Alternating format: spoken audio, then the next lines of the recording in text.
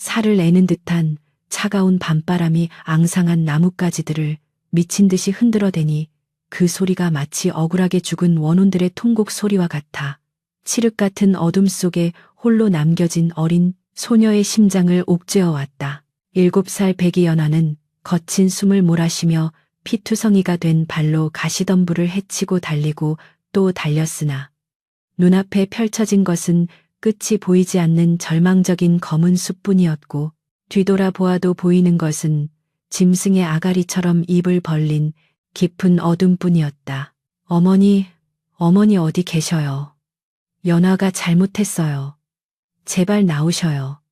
목이 터져라 외쳐보았지만 돌아오는 것은 공허한 메아리와 산짐승들의 기분 나쁜 울음소리뿐이었으며 고운 비단, 치마는 이미 상기체래 날카로운 돌부리에 찢겨 너덜거렸고 꽃신 한 짝은 진즉에 잃어버려 붉은 피가 버선목을 적시고 있었다.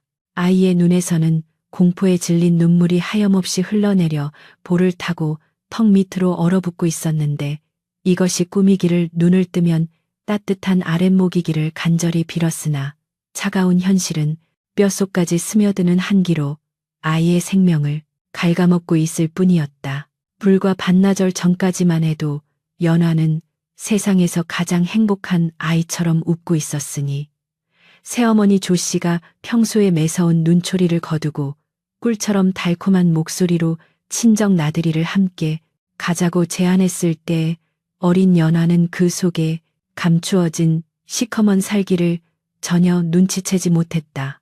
아버지 최진사는 아침 일찍 관아의 일로 출타 중이었고 집안 하인들은 조씨의 언명으로 모두 뒷산 밭일을 나간 틈을 타 조씨는 연화에게 알록달록한 색동저고리를 입히며 연화야, 네가 좋아하는 꿀떡을 잔뜩 싸놓았으니 저 너머 고개만 넘으면 외가에서 실컷 뛰놀 수 있단다 라고 속삭였다. 어머니를 일찍 여의고 계모의 눈칫밥을 먹으며 자라온 연화에게 그 다정한 손길은 가뭄의 단비와도 같았기에 아이는 의심은커녕 들뜬 마음으로 조씨의 손을 잡고 대문을 나섰던 것이다. 마을 어귀를 지나 인적이 드문 산길로 접어들수록 숲은 깊어지고 길은 험해졌으나 연화는 힘들다는 내색 한 번 하지 않고 조씨의 뒤를 종종 걸음으로 쫓았다. 그러나 산세가 험해질수록 조씨의 걸음은 점점 빨라졌고 그녀의 표정은 집을 나설 때의 온화함은 온데간데 없이 초조함과 비장함이 서려 있었는데 연화가 숨이 차 헐떡이며 어머니, 다리가 너무 아파요. 조금만 쉬었다 가요라고 애원할 때마다 조씨는 거칠게 아이의 손목을 잡아 끌며 숲의 더 깊은 곳으로 향할 뿐이었다. 해가 중천을 지나 서산으로 기울기 시작할 무렵 그들은 사람의 발길이 닿지 않아 수풀이 우거진 깊은 골짜기에 도착했고 조씨는 그제야 걸음을 멈추고 주위를 두리번거리며 땀을 닦았다. 연화야, 여기서 잠깐만 기다리거라. 저기 바위 뒤에 아주 귀한 산삼이 보이니 내가 얼른 캐오마. 절대 움직이지 말고 눈을 감고 숫자를 세고 있거라. 조씨의 목소리는 미세하게 떨리고 있었으나 연화는 착한 아이처럼 고개를 끄덕이며 고사리 같은 손으로 두 눈을 가리고 숫자를 세기 시작했다. 하나, 둘, 셋. 아이의 맑은 목소리가 숲속에 울려 퍼지는 동안 조씨는 뒤도 돌아보지 않고 마치 귀신에 쫓기는 사람처럼 산 아래로 내달렸고 나뭇가지가 얼굴을 핥히고 옷자락이 찢겨도 아랑곳하지 않은 채 자신의 죄악을 덮으려는 듯 도망쳐버렸다. 백을 다 세고 난 뒤 연화가 눈을 떴을 때 주위는 이미 어둑어둑해져 있었고 어머니의 모습은 그림자조차 찾을 수 없었다. 처음에는 장난을 치시는 줄 알고 바위 뒤를 기웃거려 보았으나 아무도 없었고 시간이 흐를수록 숲은 무서운 형상으로 변해가며 어린 연화를 공포의 구렁텅이로 몰아넣었다. 배고픔과 추위 그리고 버림받았다는 사실을 인정하기 싫은 마음이 뒤엉켜 연화는 제자리에서 울다가 지쳐 쓰러지기를 반복했고 밤이 깊어지자 숲은 본색을 드러내며 온갖 짐승들의 기척으로 가득 찼다. 어디선가 부스럭거리는 소리가 들릴 때마다 연하는 화들짝 놀라 몸을 웅크렸고 머리 위에서 부엉이가 구슬프게 울어댈 때면 마치 죽은 친어머니가 자신을 부르는 것 같아 서러움에 북받쳐 오열했다. 아버지, 아버지 연하가 무서워요. 데리러 와주세요. 아이의 목소리는 이제 쉬어버려 바람소리보다 작아졌고 극심한 공포와 탈진으로 인해 정신이 혼미해지기 시작했다. 그때였다. 숲의 정막을 깨고 날카로운 바람 소리와 함께 비릿한 짐승의 냄새가 코끝을 스쳤고 본능적인 공포가 연화의 전신을 휘감으며 머리카락이 쭉 뼈서는 느낌을 받았다. 연화가 떨리는 고개를 들어 앞을 바라보니 칠흑 같은 어둠 속에서 푸른빛이 감도는 두 개의 안광이 자신을 노려보고 있었는데 그것은 도깨비불도 아니요 사람의 등불도 아닌 굶주린 맹수의 눈빛이었다. 심장이 퇴슬 듯한 공포의 연화는 비명조차 지르지 못하고 뒷걸음질 쳤으나 등 뒤에는 거대한 바위가 막고 있어 더 이상 물러설 곳이 없었다. 곧이어 하나 둘 어둠 속에서 또 다른 푸른 눈빛들이 나타나기 시작했고 그들은 소리 없이 연화를 포위하며 점점 거리를 좁혀왔다. 달빛이 구름 사이로 희미하게 비치자 드러난 그들의 정체는 덩치가 송하지만 한 거대한 늑대무리였으며 그들의 입가에는 끈적한 침이 흐르고 날카로운 송곳니는 섬뜩한 빛을 발하고 있었다. 무리 중 가장 거대하고 위압적인 분위기를 풍기는 우두머리. 늑대가 천천히 연화 앞으로 걸어 나왔는데 그 녀석의 털은 검은 밤하늘처럼 윤기가 흘렀고 눈빛에는 인간을 압도하는 지혜와 야성이 공존하고 있었다. 연화는 이제 죽었구나 생각하며 바위벽에 몸을 바짝 붙이고 사시나무 떨듯 떨었는데 늑대의 거친 숨소리가 얼굴에 닿을 만큼 가까워지자 아이는 공포에 질려 눈을 질끈 감았다. 어머니, 저를 데려가 주세요. 마음속으로 친어머니를 부르며 마지막을 준비하던 찰나 예상했던 날카로운 이빨의 고통 대신 축축하고 따뜻한 무언가가 연화의 얼어붙은 뺨을 훑고 지나갔다. 그것은 맹수의 공격이 아니라 마치 잃어버린 새끼를 확인하려는 어미의 조심스러운 혀놀림과도 같았는데 연화가 놀라 눈을 뜨자 우두머리 늑대는 공격할 기색 없이 연화의 눈을 깊이 들여다보고 있었다. 그 눈빛은 묘하게도 슬픔을 담고 있는 듯 했으며 늑대는 연화의 찢어진 옷자락과 피투성이가 된 발을 킁킁거리며 냄새를 맡더니 이내 고개를 돌려 무리들에게 나직하고 위험 있는 울음소리를 내었다. 연화는 정신이 아득해지는 와중에도 늑대들이 자신을 당장 잡아먹지 않는다는 사실에 기이함을 느꼈으나 긴장이 풀리자 그동안 참아왔던 허기와 추위가 한꺼번에 몰려와 몸을 가눌 수 없게 되었다. 시야가 흐릿해지며 세상이 빙글빙글 도는 느낌이 들었고 마지막으로 본 것은 자신을 둘러싸고 앉아 체온을 나누어 주려는 듯 다가오는 늑대들의 보드라운 털가죽이었다. 인간인 계모는 자신을 죽음의 구렁텅이로 밀어넣었으나 짐승인 늑대들은 오히려 온기를 나누어주는 이 기막힌 상황 속에서 연화는 깊은 잠 혹은 죽음과도 같은 기절의 도시로 빠져들었다. 그녀의 작은 몸은 거친 숲바닥에 힘없이 쓰러졌고 늑대 무리는 마치 호위무사처럼 그녀를 에워싸며 밤의 추위와 다른 맹수들의 접근을 차단했다. 한편 연화를 숲속에 버리고 도망치듯 산을 내려온 계모조 씨는 땀과 흙투성이가 된 채 마을 어귀에 도착했고 그녀는 짐짓 다급하고 비통한 표정을 지으며 대문을 박차고 들어갔다. 마침 해가 저물어 집으로 돌아온 최진사가 마당에서 의관을 정제하고 있다가 헐레벌떡 들어오는 부인의 몰골을 보고 소스라치게 놀라 물었다. 부인, 도대체 무슨 일이요? 그리고 우리 연하는 어디 있어? 조 씨는 그 자리에 털썩 주저앉으며 가슴을 치고 통곡하기 시작했는데 그 연기가 어찌나 실감나는지 보는 이들의 혀를 내두르게 할 정도였다. 나으리, 이 일을 어찌하면 좋습니까? 친정으로 가는 길에 잠시 냇가에서 쉬고 있었는데 연화가 나비를 잡겠다고 숲으로 뛰어들더니 그만 발을 헛디뎌 저 깊은 낭떠러지로 떨어지고 말았습니다. 그녀의 거짓 울음소리는 고요한 집안을 뒤흔들었고 최진사는 청천벽력 같은 소식에 얼굴이 백지장처럼 하얗게 질려 뒷걸음질 쳤다. 그게 무슨 소리요, 낭떠러지라니. 그래서 아이씨 씨는 수습했소. 최진사의 다급한 외침에 조 씨는 고개를 세차게 저으며 더욱 큰 소리로 울부짖었다. 제 손이 닿지 않는 깊은 계곡으로 떨어져 물살에 휩쓸려 갔습니다. 하인들을 데리고 샅샅이 뒤져보았으나 신발 한 짝조차 찾지 못했습니다. 아이고, 불쌍한 우리 연화애미가 잘못했다. 내가 죽을 죄를 지었다. 그녀는 땅을 치며 자책하는 척했으나 엎드린 그녀의 입가에는 회심의 미소가 스치고 지나갔으니 눈물로 범벅이 된 소매 뒤로 감추어진 그녀의 눈빛은 탐욕으로 번들거리고 있었다.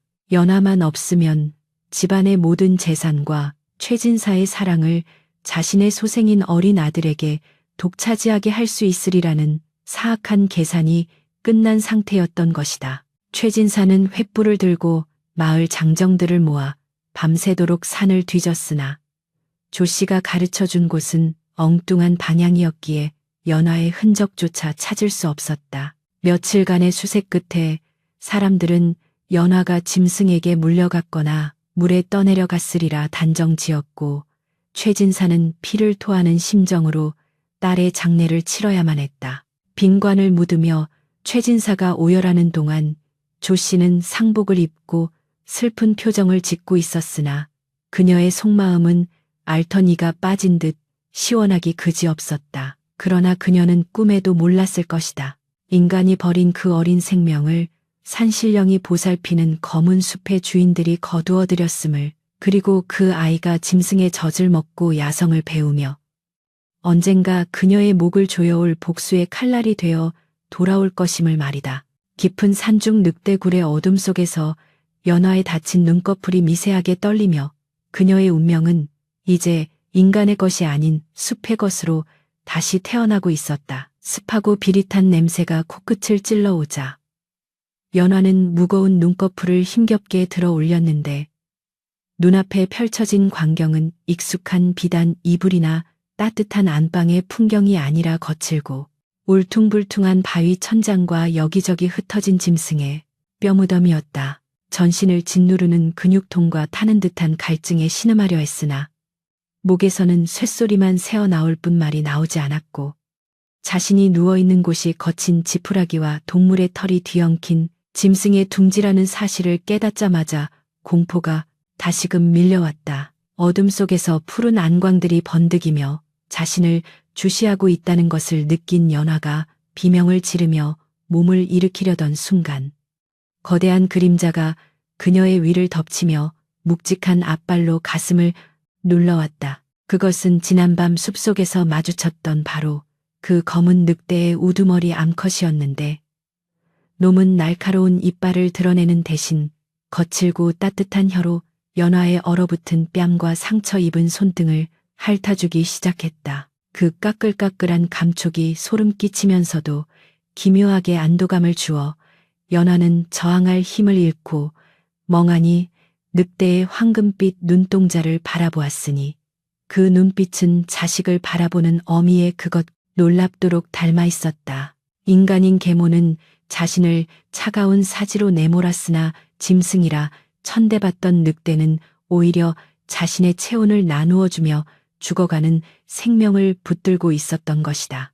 동굴 안쪽 깊숙한 곳에서는 갓 태어난 새끼 늑대들이 낑낑거리며 어미의 품을 파고들고 있었고 암늑대는 연화를 자신의 새끼들 틈으로 밀어넣으며 젖을 물리려는 듯 배를 내어주었다.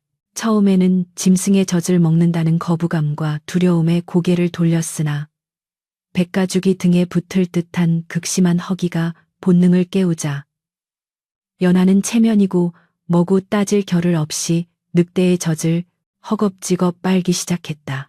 비릿하면서도 고소한 짐승의 젖이 식도를 타고 넘어가자 차갑게 식었던 몸에 온기가 돌기 시작했고 살아야겠다는 원초적인 생명력이 연화의 혈관을 타고 흐르며 꺼져가던 불씨를 되살렸다.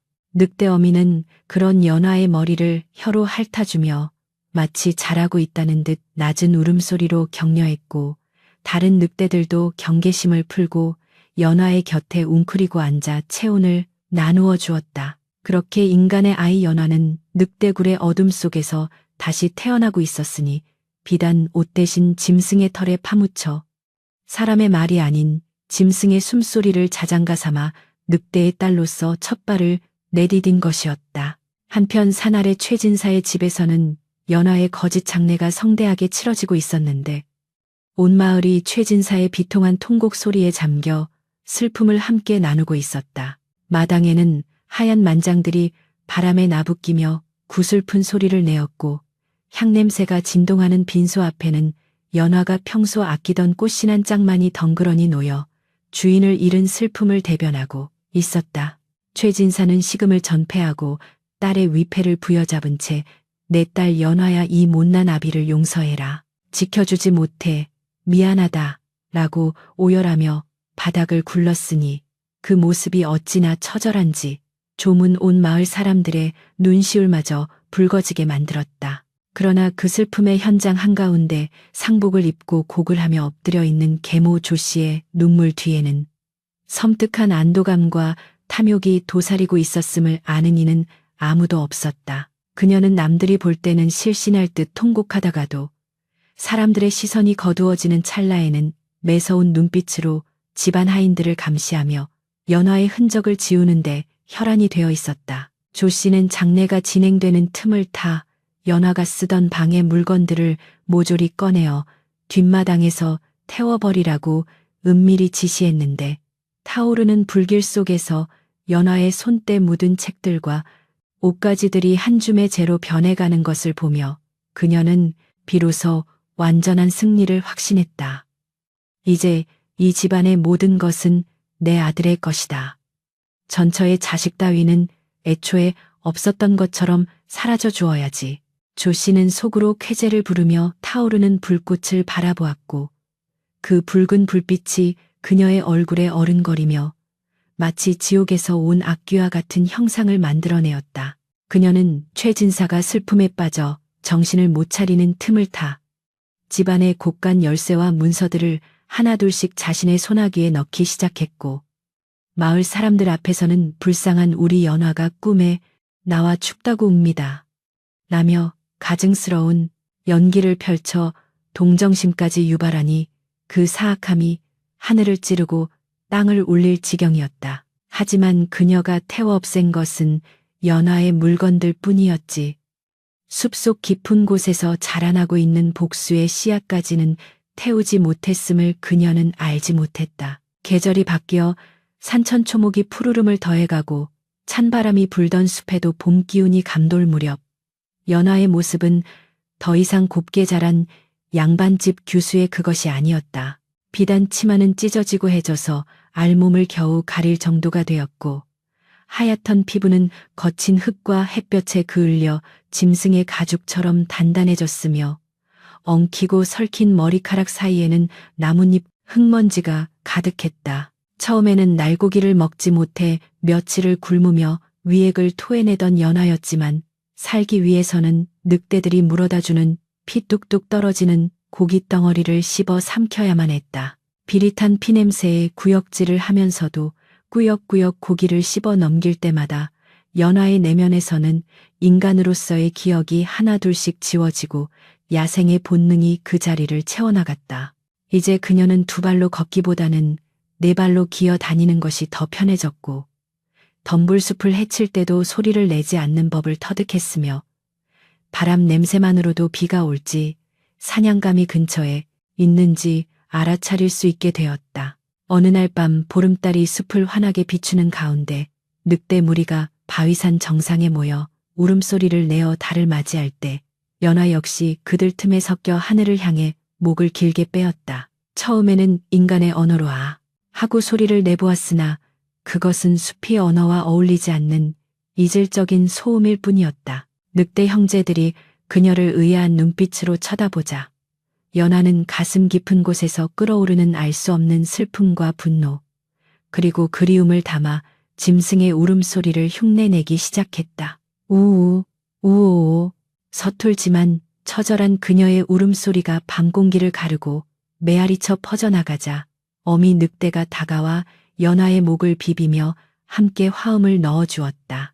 그 순간 연하는 목구멍을 타고 넘어오는 뜨거운 무언가를 느꼈는데 그것은 인간의 언어를 잃어버린 상실감이 아니라 비로소 이 숲의 일원이 되었다는 벅찬 소속감이었다. 그녀의 울음소리는 더 이상 버림받은 소녀의 흐느낌이 아닌 거친 운명에 맞서 살아남은 고독한 늑대의 포효였다. 시간은 유수와 같이 흘러 어느덧 첫눈이 내리는 겨울이 찾아왔고 연하는 늑대 형제들과 함께 첫 사냥에 나서게 되었다. 눈 덮인 산길을 소리 없이 달리며 사슴의 발자국을 추적하는 그녀의 눈빛은 예리하게 빛났고 숨소리는 거칠 것 없이 평온했다. 숲은 그녀에게 무한한 자유를 주었으나 동시에 냉혹한 생존의 법칙을 가르쳤으니 약한 자는 도태되고 강한 자만이 살아남는다는 진리를 뼈저리게 깨닫게 해주었다. 사슴의 목덜미를 물어뜯으며 뜨거운 피를 맛보던 순간 연화의 머릿속을 스치고 지나가는 희미한 기억이 있었다. 따뜻한 아랫목, 달콤한 꿀떡, 그리고 자신을 숲에 버리고 도망치던 여자의 뒷모습. 그 기억은 이제 아련한 꿈처럼 느껴졌으나 가슴 한구석에 박힌 원한의 가시는 여전히 날카롭게 살아있어 그녀를 더욱 강인하게 만들었다. 나는 살아남았다. 그리고 언젠가는 반드시 돌아갈 것이다. 인간의 말을 잊은 입술이 아닌 붉게 타오르는 심장으로 맹세하며 연하는 피 묻은 입가를 닦아내고 눈 덮인 산 아래 인간들이 사는 마을을 차갑게 내려다 보았다. 그 시각 최진사의 집에서는 조 씨가 아들에게 비단 옷을 입히며 호탕하게 웃고 있었으나 창밖에서 들려오는 짐승의 울음소리에 왠지 모를 한기를 느끼고 몸을 떨었다. 무슨 소리냐? 산짐승 소리가 오늘따라 유난히 섬뜩하구나. 그녀가 하인에게 묻자 늙은 하인은 고개를 조아리며 글쎄요, 요즘 들어 저 검은 숲 쪽에서 늑대 울음소리가 자주 들린다고 하옵니다. 마을 사람들은 억울하게 죽은 귀신의 곡소리 같다고들 하여 밤에는 얼씬도 하지 않습니다요. 라고 답했다. 조 씨는 애써 불안함을 감추며 쓸데없는 소리 짐승은 짐승일 뿐이다. 문단속이나 잘하거라 라고 소리쳤지만 그녀의 손은 미세하게 떨리고 있었다. 눈보라가 몰아치는 칠흑 같은 밤, 숲의 주인으로 성장한 연하는 어둠 속에서 조용히 자신의 발톱을 갈며 때를 기다리고 있었으니 그녀의 존재 자체가 이미 조 씨를 향한 서슬퍼런 칼날이 되어가고 있었다. 인간의 세상에서 잊힌 아이는 늑대의 세상에서 전사가 되어 인과응보의 굴레를 완성하기 위한 기나긴 준비를 마쳐가고 있었다. 강산이 한번 변한다는 10년의 세월이 유수와 같이 흘러갔으니 그 긴 시간 동안 검은 숲의 주인은 더 이상 포악한 맹수도 전설 속의 도깨비도 아닌 바로 늑대 여인 연하였다.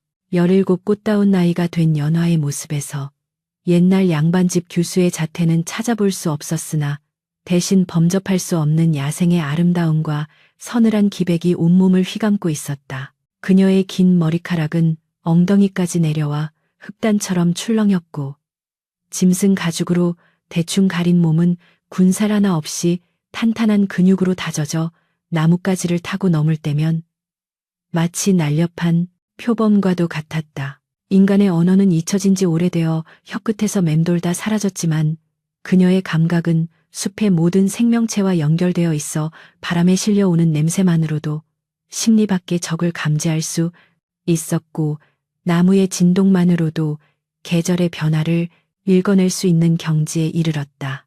어느 늦가을 오후 붉게 물든 단풍이 비처럼 쏟아지는 숲속 바위 틈에 몸을 숨긴 채 연하는 낯선 인기척을 느끼고 코를 벌름거렸다. 그것은 멧돼지의 누린내도 사슴의 향긋한 냄새도 아닌 오랫동안 잊고 지냈던 퀴퀴하고 매캐한 인간의 냄새였다. 호기심과 경계심이 동시에 발동한 연하는 소리 없이 나무 위로 기어 올라가 나뭇잎 사이로 아래를 내려다 보았는데 그곳에는 허름한 옷차림의 약초꾼 2명이 바위에 걸터 앉아 땀을 식히며 주먹밥을 먹고 있었다. 늑대 형제들이 당장이라도 튀어나가 그들의 목덜미를 물어뜯으려 으르렁거렸으나 연화는 손을 들어 그들을 제지하고는 짐승의 본능보다 더 깊은 곳에서 꿈틀거리는 인간으로서의 호기심에 이끌려 귀를 기울였다. 그들의 입에서 나오는 소리는 짐승의 울음과는 다른 잊혔던 기억의 파편을 건드리는 낯설면서도 익숙한 운율이었다. 어이김 서방. 자네 들었나 내일이 그 아랫마을 진사 어른의 환갑이라지 뭔가. 텁석부리 약초꾼이 물을 들이켜며 말을 꺼내자 맞은편에 앉은 젊은 약초꾼이 혀를 차며 대답했다. 암들었지. 헌데 그게 잔치라기보다는 차라리 초상집 분위기라더구만. 최진사 어른은 10년 전 잃어버린 딸 생각에 병세가 깊어 오늘 내일 하신다는데 그 후처인 조씨 마누라가 억지로 판을 벌인 거라지 않나. 연하는 최진사 딸, 후처라는 단어가 귓가에 꽂히는 순간 머리를 둔기로 얻어맞은 듯한 충격에 몸을 휘청거렸다. 알 수 없는 두통이 밀려오며 시야가 흔들렸고 가슴 깊은 곳에 봉인되어 있던 기억의 댐이 무너지기 시작했다. 그 독한 여편네 말인가. 술한 전처 자식이 산에서 실족사했다고 했을 때부터 마을 사람들 수군거림이 대단했지. 그 어린 것이 산신령이 잡아갔을 리도 없고 필시 계모 등살에 못 이겨 죽임을 당했거나 버려진 게 분명하다고 말이야. 텁석부리 사내의 말에 젊은 사내가 맞장구를 쳤다. 그뿐인가 그 여자가 최진사 어른 재산을 야금야금 빼돌려 자기 아들 놈한테 다 퍼주고 진사 어른은 뒷방 늙은이 취급한다더군. 내일 잔치도 동네방네 위세를 떨치려고 하는 짓이지 정작 남편의 장수 따위는 안중에도 없을 걸세. 불쌍한 최진사 어른 죽기 전에 딸 얼굴이라도 한번 보고 죽으면 여한이 없겠다고 매일 밤 헛소리를 하신다던데. 그들의 대화는 계속되었으나 연화의 귀에는 더 이상 아무 소리도 들리지 않았. 심장이 터질 듯이 박동하며 온몸의 피가 거꾸로 솟구치는 기분이었다. 잊고 있었던 아버지의 따뜻한 미소, 자신을 무릎에 앉히고 천자문을 읽어주던 목소리, 그리고 그 평온했던 일상을 산산조각 낸 계모 조씨의 가식적인 웃음과 숲속에 자신을 버리고 돌아서던 차가운 뒷모습이 주마등처럼 스쳐 지나갔다. 연화의 입술이 경련하며 10년 만에 처음으로 인간의 단어를 뱉어내려 애썼으나 목구멍에서는 짐승의 신음 같은 쇳소리만 새어나왔다. 하지만 그 고통스러운 발성 연습과 함께 그녀의 눈빛은 짐승의 무심한 동공에서 인간의 한이 서린 분노의 눈동자로 변해가고 있었다. 그녀는 자신이 늑대가 아니라 최진사의 딸 최연화임을, 그리고 늙고 병든 아버지가 저 아래 마을에서 자신을 기다리며 죽어가고 있음을 뼈저리게 자각했다. 약초꾼들이 자리를 털고 일어날 때까지 꼼짝도 하지 않고 나무 위에 붙어있던 연화는 그들이 사라지자마자 미친 듯이 숲을 질주하여 늑대굴로 돌아왔다. 그녀의 거친 숨소리와 살기등등한 기운에 굴안의 늑대들이 긴장하며 일어섰으나 10년을 함께한 늙은 우두머리 어미 늑대만은 침착하게 연화를 맞이했다. 이미 털이 하얗게 새고 눈이 침침해진 어미 늑대는 연화의 마음속에 일어난 폭풍을 꿰뚫어 보듯 깊은 눈으로 그녀를 응시하더니 굴의 가장 깊숙하고 건조한 구석으로 그녀를 이끌었다. 그곳에는 흙먼지가 쌓이긴 했으나 형태를 알아볼 수 있는 10년 전 연화가 입고 있었던 색동저고리와 찢어진 치마, 그리고 피 묻은 버선 한 짝이 고스란히 보관되어 있었다. 짐승인 늑대가 인간의 물건을 버리지 않고 모아둔 것은 언젠가 이 아이가 다시 자신의 세상으로 돌아가야 할 운명임을 본능적으로 알고 있었기 때문이리라. 연화는 떨리는 손으로 그 낡은 옷가지들을 집어들었다. 성인이 된 지금의 몸에는 턱없이 작은 옷이었으나 그것은 그녀가 누구인지 증명해줄 유일한 표식이자 복수의 깃발이었다. 그녀는 짐승 가죽을 벗어 던지고 작아서 터질 듯한 저고리를 어깨에 걸치고 너덜거리는 치마를 허리에 감았다. 옷이 살을 파고드는 불편함이 느껴졌지만 그 불편함이야말로 그녀가 감내해야 할 인간 세상의 고통과 무게임을 받아들이며 이를 악물었다. 거울도 없는 동굴벽에 비친 자신의 모습은 반은 인간이고 반은 짐승인 기괴한 형상이었으나 그 눈빛만큼은 서슬퍼런 칼날처럼 빛나고 있었다. 그녀는 바닥에 떨어진 날카로운 돌 조각을 집어들어 엉망으로 자란 머리카락을 거칠게 잘라내고 계곡물에 얼굴의 흙먼지를 닦아내며 10년 전에 최연화로 돌아갈 채비를 마쳤다. 해는 서산으로 기울고 어둠이 숲을 덮기 시작하자 연화는 구립구에 서서 산 아래 마을을 내려다 보았다. 멀리서 깜빡이는 인가 른자의 불빛들이 마치 그녀를 부르는 도깨비불처럼 보였고 아버지의 집이 있는 방향에서는 환갑잔치 준비로 인한 요란한 불빛이 밤하늘을 붉게 물들이고 있었다. 기다리세요, 아버지. 그리고 기다려라, 악귀 같은 여자야. 내 너의 그 추악한 가면을 벗기고 죗값을 치르게 하리라. 연화가 마음속으로 비장한 맹세를 되뇌자 등 뒤에서 수십 개의 푸른 안광이 켜지며 그녀를 애워쌌다. 늑대 형제들이었다. 그들은 연화가 혼자 떠나게 내버려 둘 생각이 추호도 없었으며 숲의 주인이 인간 세상으로 내려가 전쟁을 치르려는데 가신 자천들이 빠질 수 없다는 듯 결연한 울음소리를 낮게 깔았다. 가자. 연화가 짐승의 언어로 짧게 명령하자 늙은 어미 늑대를 선두로 씹여 마리의 거대한 늑대 무리가 그림자처럼 움직이기 시작했다. 그들은 숲의 정령처럼 소리 없이 산비탈을 내려갔는데 그 기세가 마치 지옥에서 귀환한 저승사자의 행렬과도 같았다. 연화는 네 발로 뛰고 싶은 본능을 억누르며 두 발로 땅을 딛고 한 걸음 한 걸음 인간의 걸음걸이를 연습하며 내려갔다. 발바닥이 돌부리에 찢기고 가시덤불이 종아리를 긁었으나 그녀는 고통을 느끼지 못했다.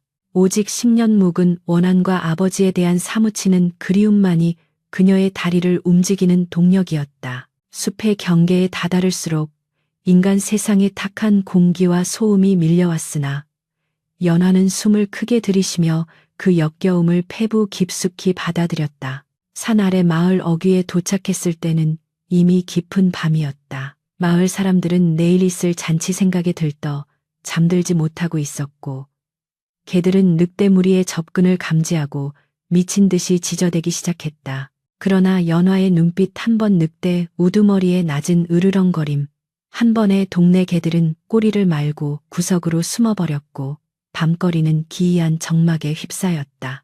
연화는 최진사의 대문이 멀리 보이는 언덕 위 정자에 올라서서 화려하게 불 밝혀진 그 집을 내려다보았다. 담장 너머로 고기 굽는 냄새와 술 냄새가 진동했고 하인들의 분주한 발자국 소리가 들려왔다. 저 담장 안에서 병든 아버지는 신음하고 있을 것이고 계모는 탐욕에 찬 미소를 짓고 있을 것이다. 연화의 손톱이 정자난간의 나무 기둥을 파고들며 부러질 듯 소리를 내었다. 이제 날이 밝으면 최진사의 환갑잔치는 전대미문의 피해 잔치 혹은 진실의 심판장이 될 것이다. 연화는 늑대들에게 숲의 경계에 숨어 자신의 신호를 기다리라고 명했다. 그녀 혼자서 인간들의 틈으로 걸어 들어가 그들의 법도와 언어로 그러나 짐승의 집요함으로 진실을 파헤쳐야만 했다. 하지만 위급한 순간에는 언제든 숲의 형제들이 그녀를 위해 이빨을 드러낼 준비가 되어 있었다. 차가운 새벽 이슬이 연화의 어깨를 적시고 동쪽 하늘이 희미하게 밝아오기 시작했다. 10년 만의 하산, 10년 만의 귀가, 죽었던 딸이 돌아오는 그 순간을 위해 연화는 찢어진 온매를 가다듬고 최후의 호흡을 골랐다. 그녀의 눈동자 속에서 인간의 이성과 짐승의 야성이 하나로 융합되어 기이하고도 슬픈 빛을 발하고 있었다. 최진사의 대저택 앞마당은 아침부터 몰려든 하객들과 동네 거지들, 그리고 떡고물이라도 얻어먹으려는 구경꾼들로 인산인해를 이루었으니 솥뚜껑 부딪히는 소리와 풍악 소리가 담장을 넘어온 고울을 뒤흔들었다. 마당 한가운데에는 비단으로 장식된 차일이 쳐져 있고 그 아래 상석에는 오늘의 주인공인 최진사가 앉아 있었으나 환갑을 맞은 사람의 얼굴이라기보다는 마치 저승사자의 부름을 기다리는 중환자의 낯빛에 가까웠다.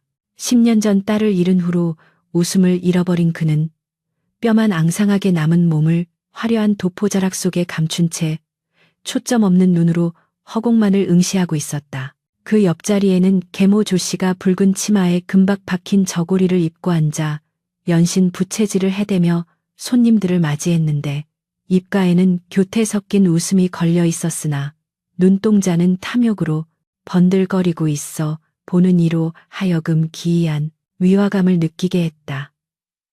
그녀는 틈만 나면 최진사의 귀에 대고 나으리. 오늘은 좋은 날이니 제발 웃으세요. 그래야 우리 아들의 앞길이 트이지 않겠습니까? 라고 속삭이며 병든 남편을 꼭두각시처럼 조종하려 들었다. 잔치가 무르익어 술잔이 돌고 기생들의 춤사위가 절정에 달할 무렵 하인들이 땀을 뻘뻘 흘리며 통돼지 바비큐와 산의 진미를 쉴 새 없이 날라다 바쳤다. 자, 오늘은 최진사 어른께서 고을 사람들을 위해 곡간을 활짝 여신 날이니 배가 터지도록 먹고 마십시다. 누군가의 선창에 사람들이 환호성을 질렀고 조씨는 흐뭇한 표정으로 자신의 아들을 불러 사람들 앞에 인사시키며 차기 가주로서의 입지를 굳히기에 여념이 없었다.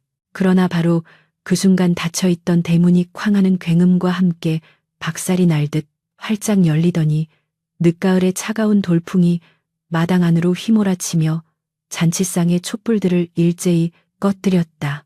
갑작스러운 냉기와 정적에 흥청거리던 사람들의 동작이 멈추었고 수백 개의 눈동자가 일제히 대문 쪽을 향했다. 그곳에는 흙먼지가 잔뜩 묻은 낡고 해진 색동저고리를 걸친 머리카락을 산발한 기괴한 형상의 여인이 맨발로 서 있었다. 그녀의 피부는 햇빛에 그을려 구릿빛이었고 팔다리에는 짐승과 싸운 듯한 흉터가 가득했으며 무엇보다 그녀의 눈빛은 인간의 것이라기엔 너무나 강렬하고 서늘한 푸른빛을 띠고 있었다.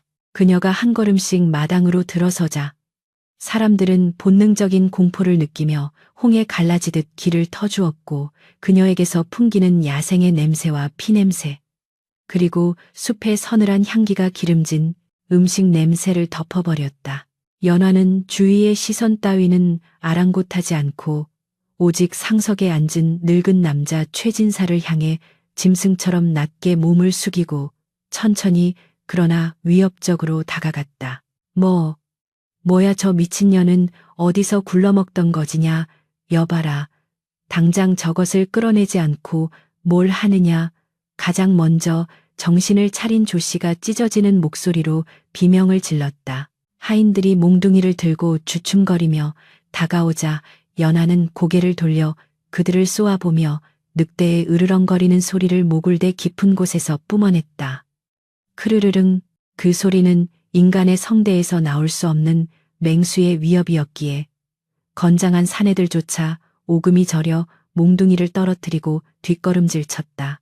연하는 다시 시선을 돌려 상석을 향해 걸음을 옮겼고 마침내 최진사의 코앞에 이르러 멈춰섰다. 최진사는 흐릿한 눈을 들어 눈앞의 여인을 바라보았다. 녹마가 된 옷까지 짐승 같은 행색하지만 그 오똑한 콧날과 인매 그리고 눈물을 가득 머금은 채 자신을 바라보는 그 눈망울은 10년 전 죽은 아내와 너무나도 닮아 있었고 잃어버린 딸 연화의 어릴 적 모습이 겹쳐 보였다. 최진사의 입술이 파르르 떨리기 시작했다. 화. 그가 믿을 수 없다는 듯 신음하듯 이름을 부르자 연화는 털썩 무릎을 꿇으며 거칠어진 손으로 아버지의 앙상한 손을 부여잡았다. 그리고 10년 동안 쓰지 않아 굳어버린 혀를 억지로 움직여 피를 토하듯 한마디를 내뱉었다.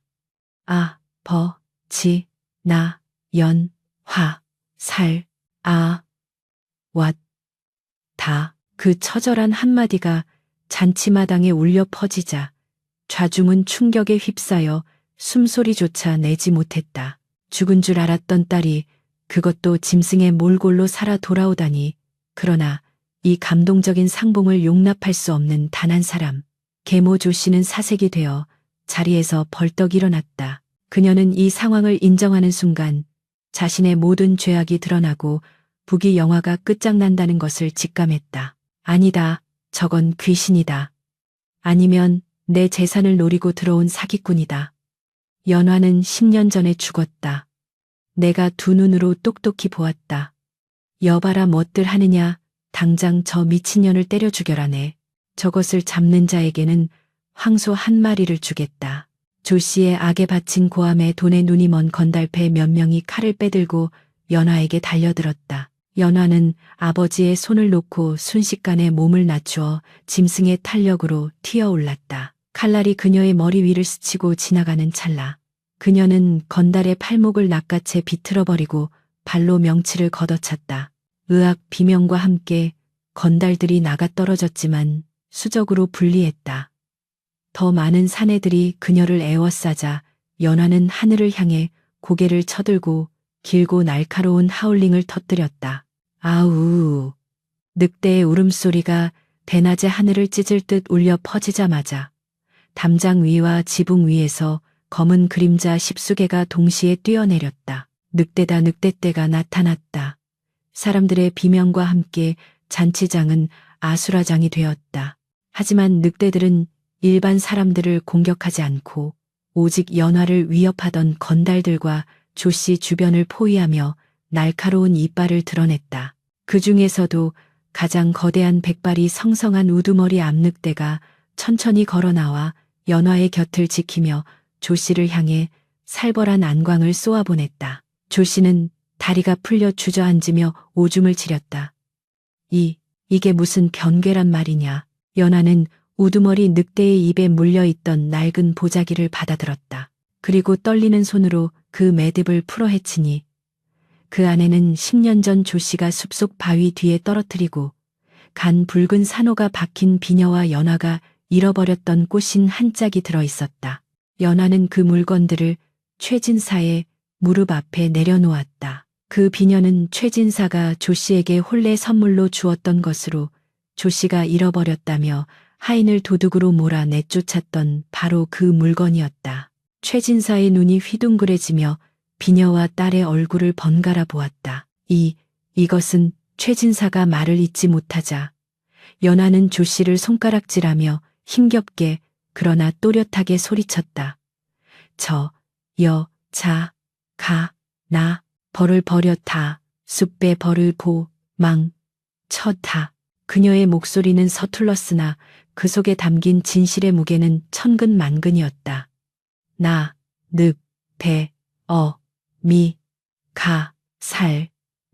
다 10년 기다렸다. 연화의 눈에서 그동안 참아왔던 굵은 눈물방울이 뚝뚝 떨어져 흙바닥을 적셨다. 조씨는 궁지에 몰린 쥐처럼 발악했다. 거짓말이다. 저건 늑대 귀신이 씌어서 헛소리를 하는 것이다.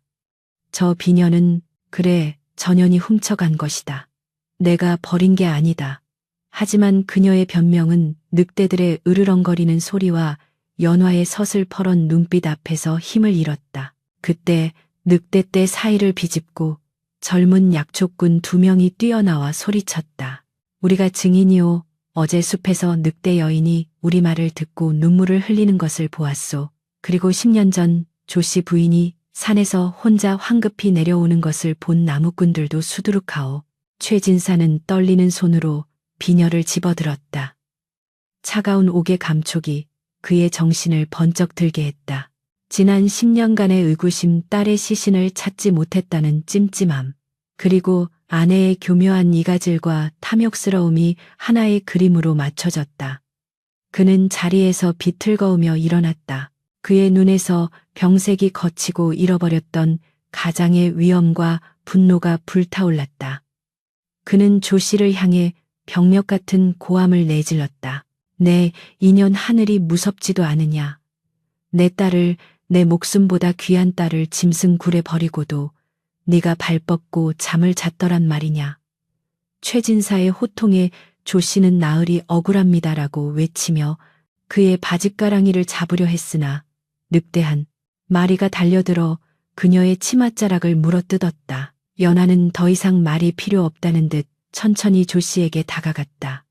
그녀의 손에는 무기가 없었지만 10년간 숲에서 단련된 손톱은 칼보다 날카로웠다. 조 씨는 공포에 질려 뒷걸음질 치다 잔치상에 걸려 넘어졌고 국밥 그릇과 술병이 깨지며 그녀의 비단 옷을 더럽혔다. 오지마, 오지 마라.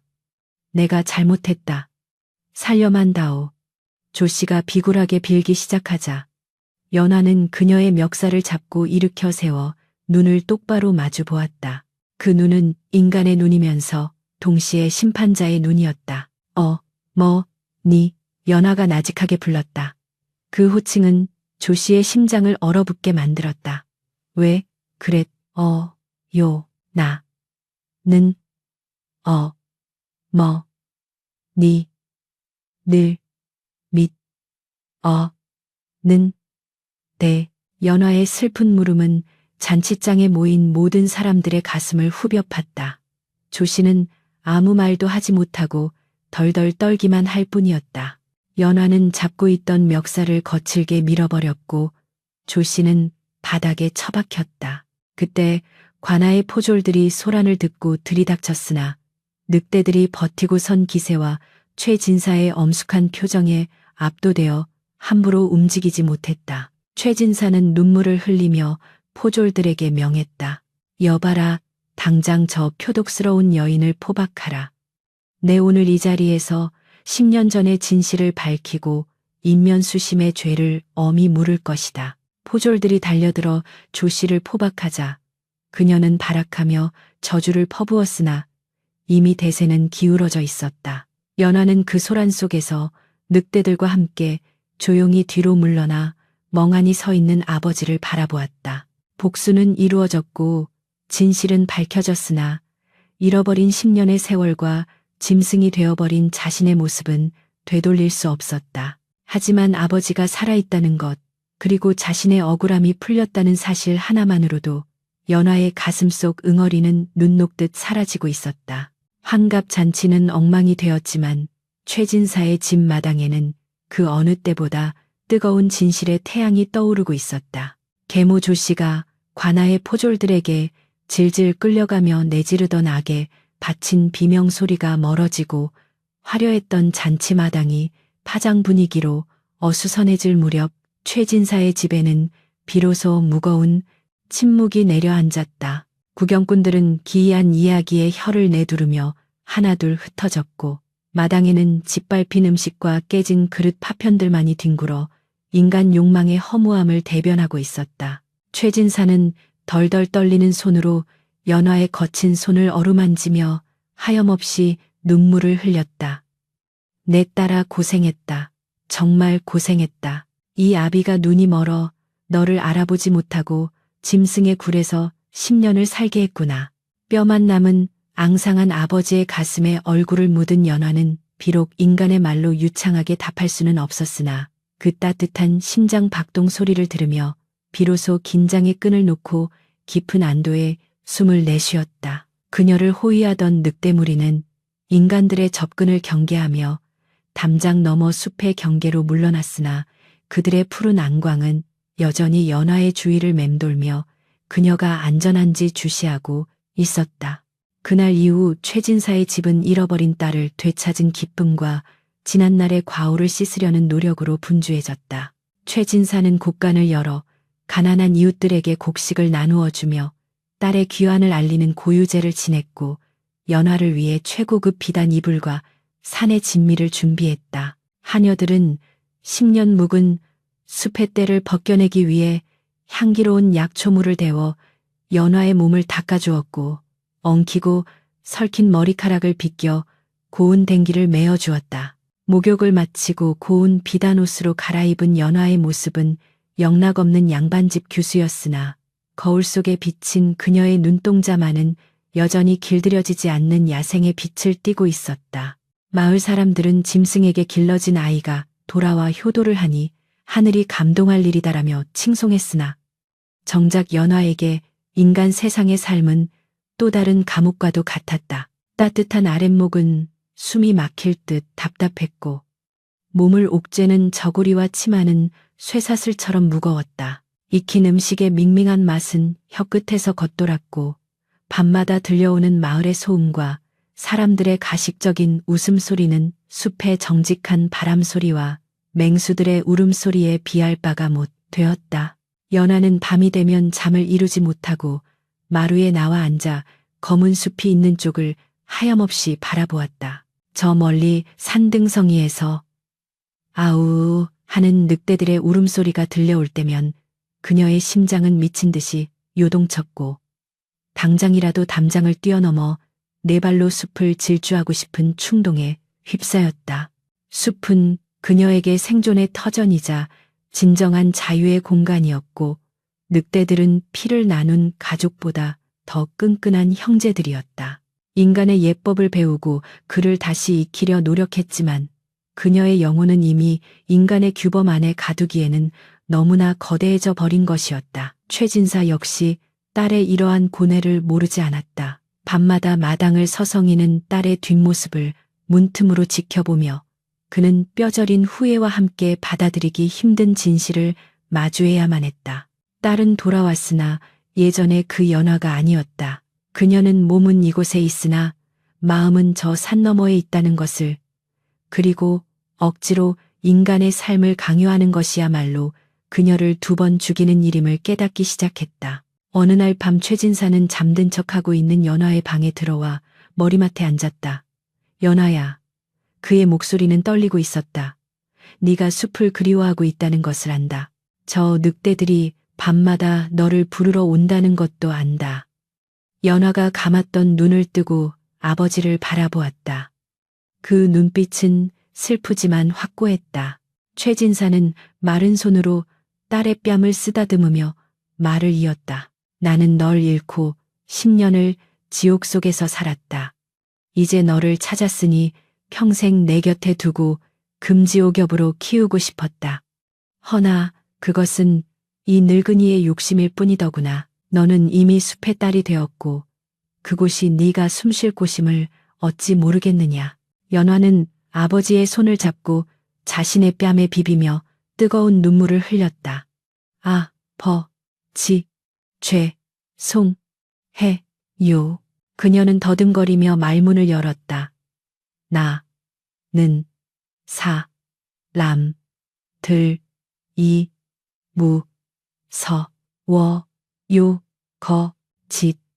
거짓말하고 욕심 부리고 하지만 숲은 거짓말 안 해요.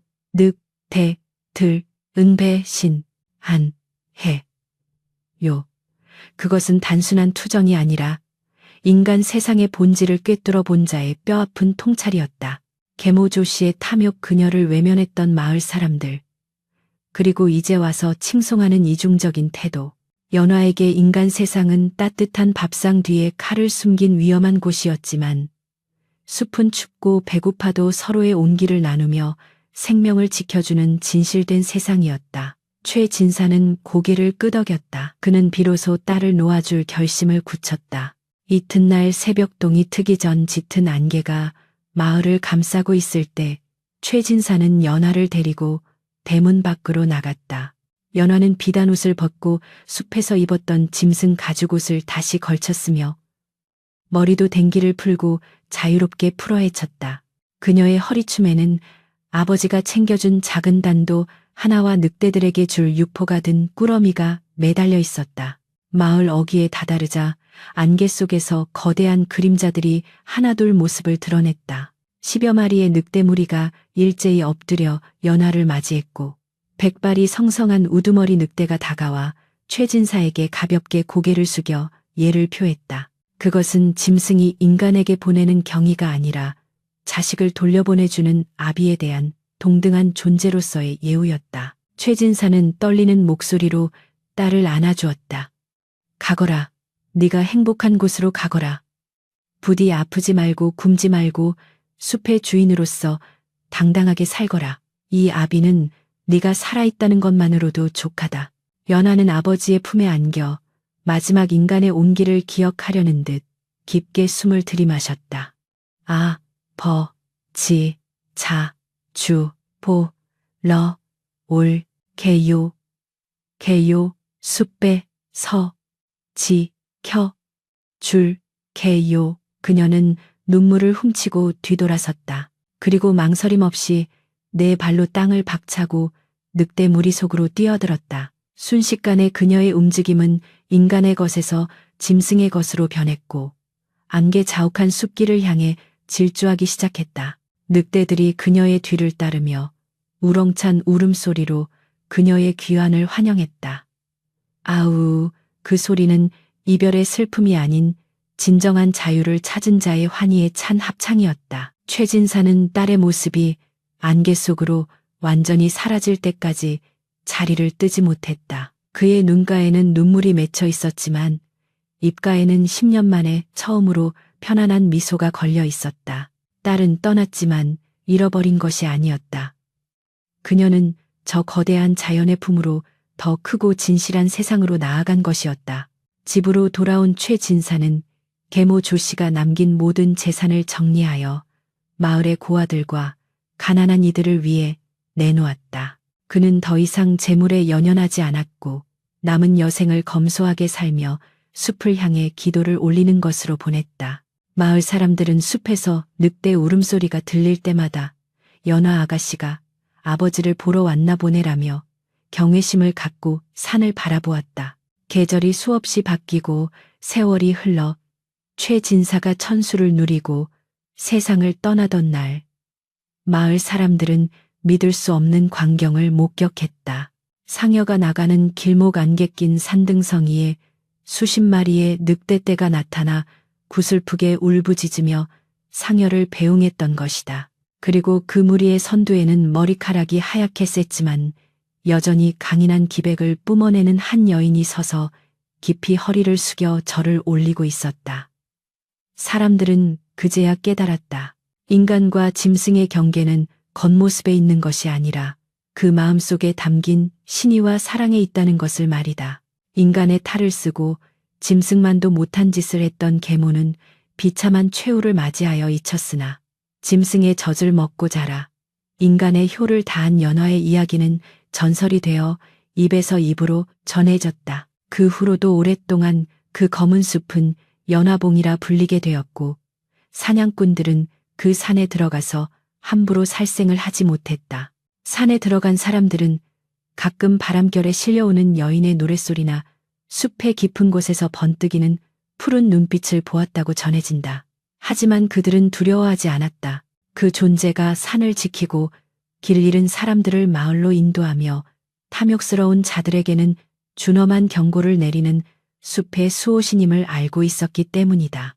연화는 인간의 옷을 벗어던지고 늑대의 가죽을 입었으나 그 누구보다 인간다운 심장을 가지고 숲과 하나가 되어 영원히 살아 숨쉬게 되었다. 이것은 비정한 인간 세상에 던지는 자연의 준엄한 꾸짖음이자 사랑과 신의만이 모든 경계를 허물 수 있다는 오래된 교훈으로 남아 오늘날까지도 밤하늘의 별처럼 반짝이고 있다. 계모 조씨가 관아의 포졸들에게 질질 끌려가며 내지르던 악에 바친 비명소리가 멀어지고 화려했던 잔치마당이 파장 분위기로 어수선해질 무렵 최진사의 집에는 비로소 무거운 침묵이 내려앉았다. 구경꾼들은 기이한 이야기에 혀를 내두르며 하나둘 흩어졌고 마당에는 짓밟힌 음식과 깨진 그릇 파편들만이 뒹굴어 인간 욕망의 허무함을 대변하고 있었다. 최진사는 덜덜 떨리는 손으로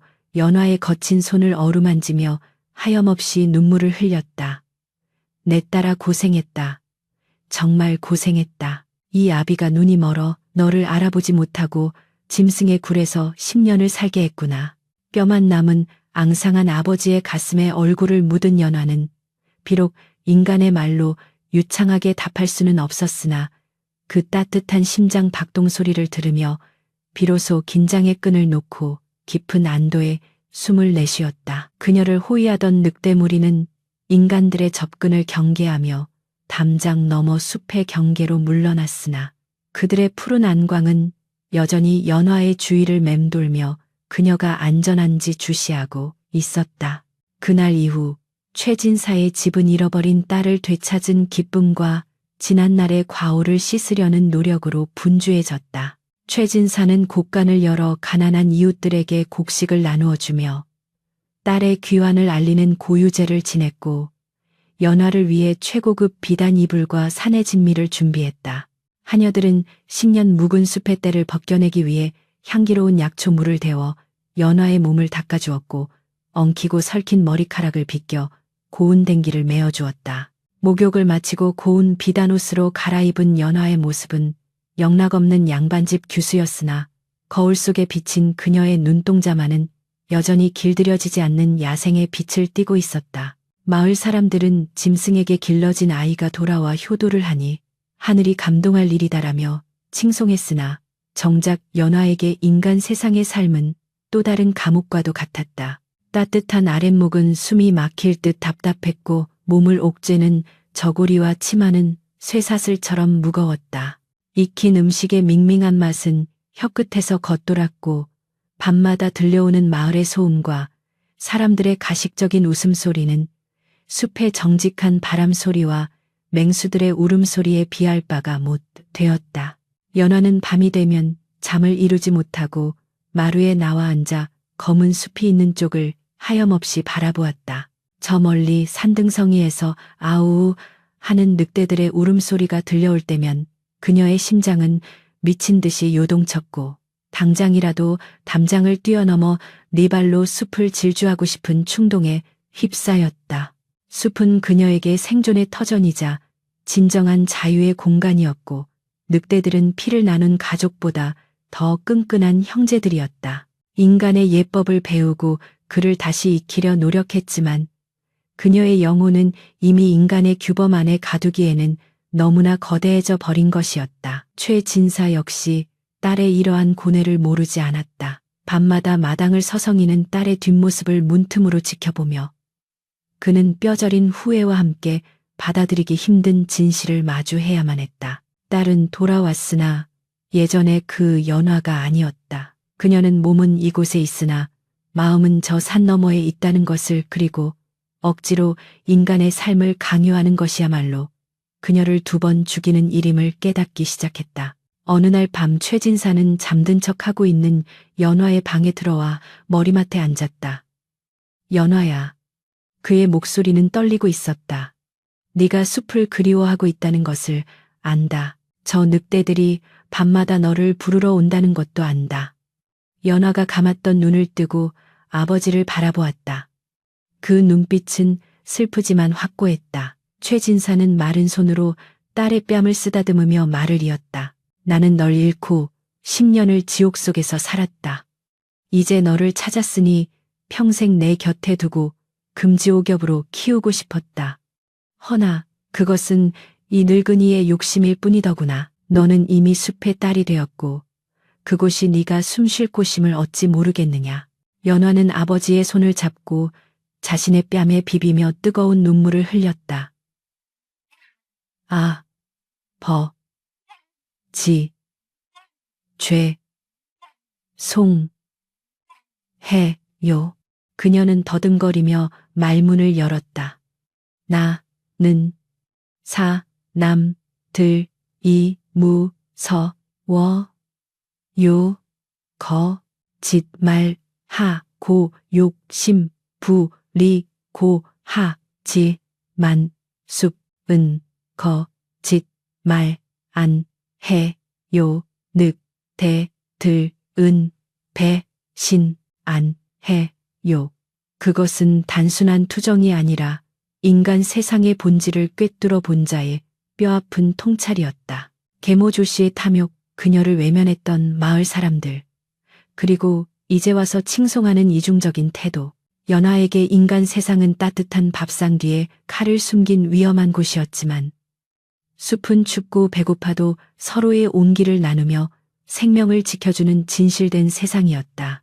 최진사는 고개를 끄덕였다. 그는 비로소 딸을 놓아줄 결심을 굳혔다. 이튿날 새벽동이 트기 전 짙은 안개가 마을을 감싸고 있을 때 최진사는 연화를 데리고 대문 밖으로 나갔다. 연화는 비단옷을 벗고 숲에서 입었던 짐승 가죽옷을 다시 걸쳤으며 머리도 댕기를 풀고 자유롭게 풀어 헤쳤다. 그녀의 허리춤에는 아버지가 챙겨준 작은 단도 하나와 늑대들에게 줄 육포가 든 꾸러미가 매달려 있었다. 마을 어귀에 다다르자 안개 속에서 거대한 그림자들이 하나둘 모습을 드러냈다. 10여 마리의 늑대 무리가 일제히 엎드려 연화를 맞이했고 백발이 성성한 우두머리 늑대가 다가와 최진사에게 가볍게 고개를 숙여 예를 표했다. 그것은 짐승이 인간에게 보내는 경의가 아니라 자식을 돌려보내주는 아비에 대한 동등한 존재로서의 예우였다. 최진사는 떨리는 목소리로 딸을 안아주었다. 가거라. 네가 행복한 곳으로 가거라. 부디 아프지 말고 굶지 말고 숲의 주인으로서 당당하게 살거라. 이 아비는 네가 살아있다는 것만으로도 족하다. 연화는 아버지의 품에 안겨 마지막 인간의 온기를 기억하려는 듯 깊게 숨을 들이마셨다. 아, 버, 지, 자, 주, 보, 러, 올, 개요, 숲, 에, 서, 지, 켜, 줄, 개, 요. 그녀는 눈물을 훔치고 뒤돌아섰다. 그리고 망설임 없이 내 발로 땅을 박차고 늑대 무리 속으로 뛰어들었다. 순식간에 그녀의 움직임은 인간의 것에서 짐승의 것으로 변했고 안개 자욱한 숲길을 향해 질주하기 시작했다. 늑대들이 그녀의 뒤를 따르며 우렁찬 울음소리로 그녀의 귀환을 환영했다. 아우, 그 소리는 이별의 슬픔이 아닌 진정한 자유를 찾은 자의 환희에 찬 합창이었다. 최진사는 딸의 모습이 안개 속으로 완전히 사라질 때까지 자리를 뜨지 못했다. 그의 눈가에는 눈물이 맺혀 있었지만 입가에는 10년 만에 처음으로 편안한 미소가 걸려 있었다. 딸은 떠났지만 잃어버린 것이 아니었다. 그녀는 저 거대한 자연의 품으로 더 크고 진실한 세상으로 나아간 것이었다. 집으로 돌아온 최진사는 계모조 씨가 남긴 모든 재산을 정리하여 마을의 고아들과 가난한 이들을 위해 내놓았다. 그는 더 이상 재물에 연연하지 않았고